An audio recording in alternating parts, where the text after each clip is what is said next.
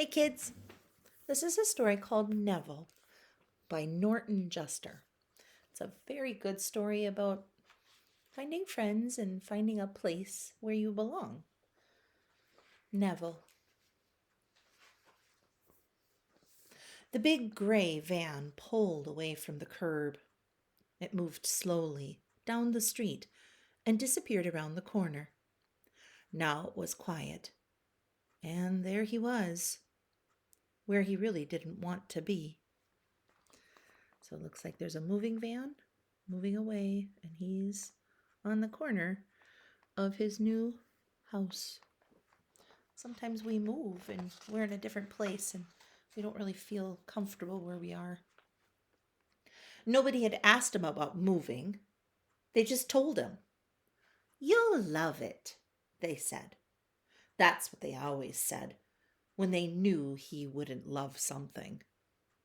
So now he had a new house where he'd never feel at home, and a new school where nobody knew him. "Now, class, here is the new boy I told you about," he imagined the teacher saying. "He comes from the South Pole, and you can all make fun of him as much as you want." And of course, there were no friends. That was the worst part. No friends. So it looks like he's moved into a different place where he's never felt very comfortable, and he's making things up in his head. He's thinking that people are going to tease him.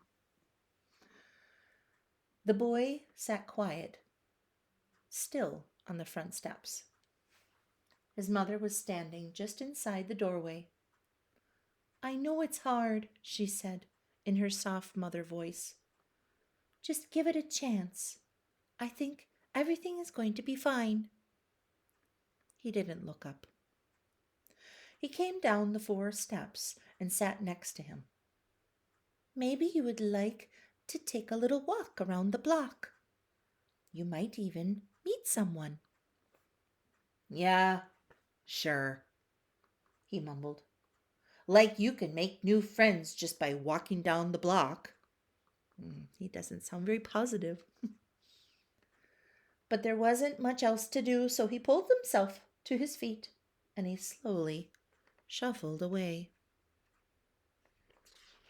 Mom was trying, and he was trying too. "Don't go too far," the mother cautioned. "Yeah, sure." "Watch out for cars if you cross."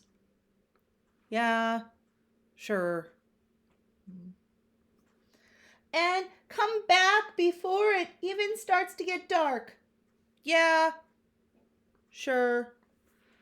So off he goes down the sidewalk. Just going to go for a walk in his new town.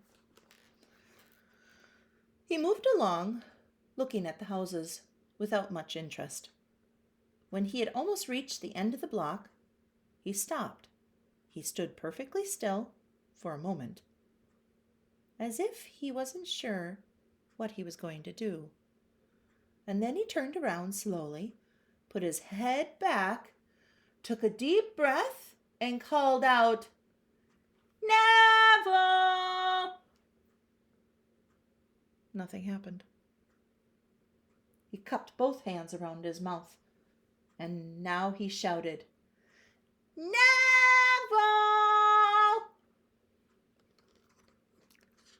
Who's Neville?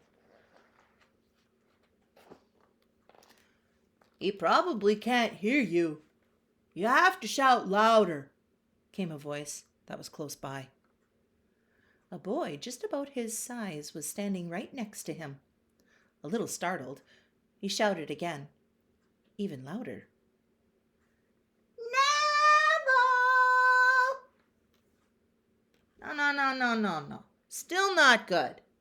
Let's say it together."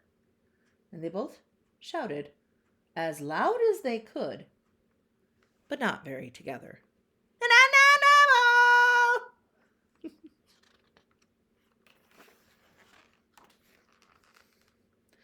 "That doesn't sound right," said a curious little girl who had walked over to the other side of the street. You have to do it exactly the same time, or no one will understand you. Here, watch me." She raised her arms, counted to 3, and brought them down like a conductor. They all shouted together at exactly the same time. "Neville!" "Excellent," said the girl, smiling brightly.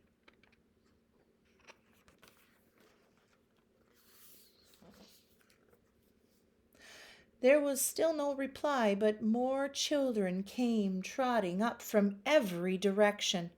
It was quite a crowd, and quite a scene. Started shouting before they even got to the group. "Neville! Neville! Neville! Neville! Neville!"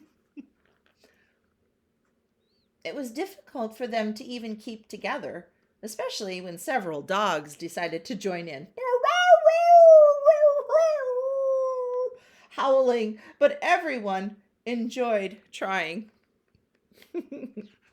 So a lot of people saying the name Neville.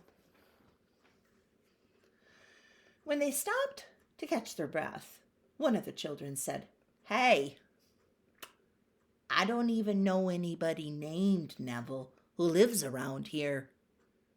Is he new?" "I guess so," the boy said uncertainly. "Everyone has to be new sometimes, don't they?" They sounded reasonable, and they all nodded. "Are you a friend of his?" they asked.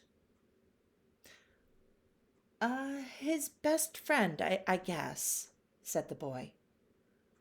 "Is he making an imaginary friend named Neville?"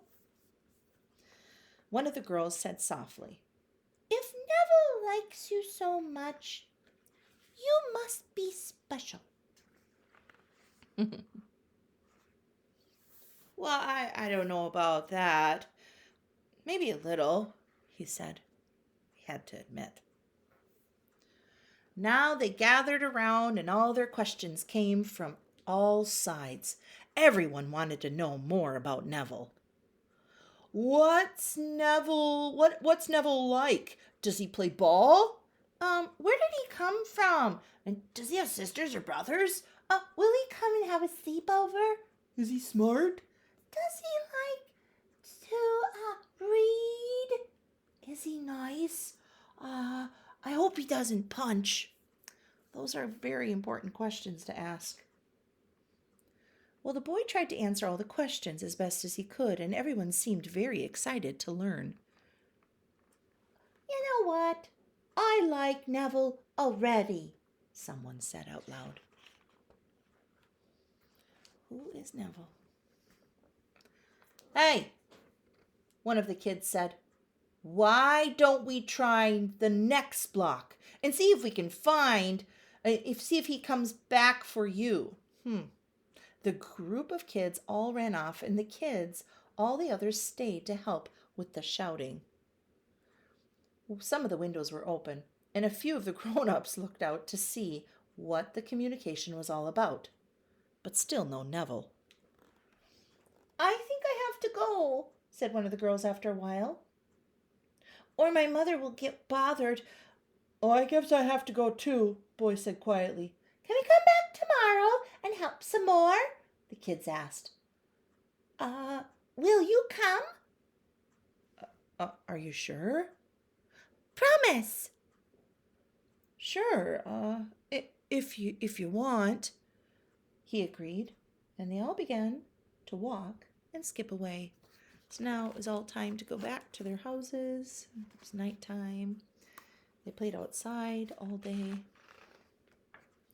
A few seconds, the boy stood quietly, watching and listening to what they were saying. "Well, I hope we find Neville. Even if we don't, I like his friend a lot. Maybe better. Hey, what was his name?" "Oh, well, I guess we'll have to ask him tomorrow." Hey, we don't know his name, do we? The boy started and turned back towards his new home, waving. He was kind of different, and he starts to smile.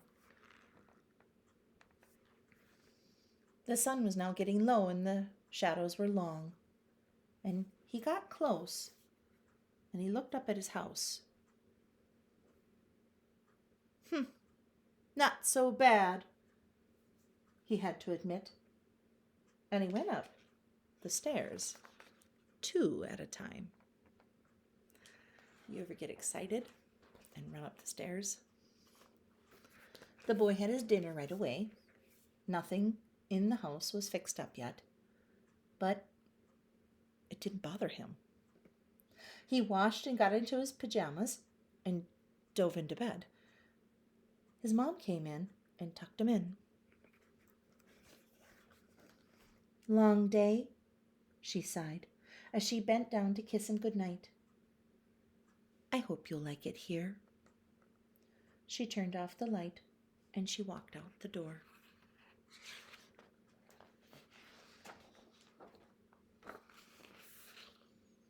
Good night, Neville. Pleasant dreams, she whispered. Good night, Mom, he whispered back. And in a moment, he was fast asleep. So, who was Neville? The boy that moved in. He just thought he'd scream out his name, and then everybody was intrigued to find out who Neville was. Do you think he'll have friends? I think he will too. You guys have a good day. Bye.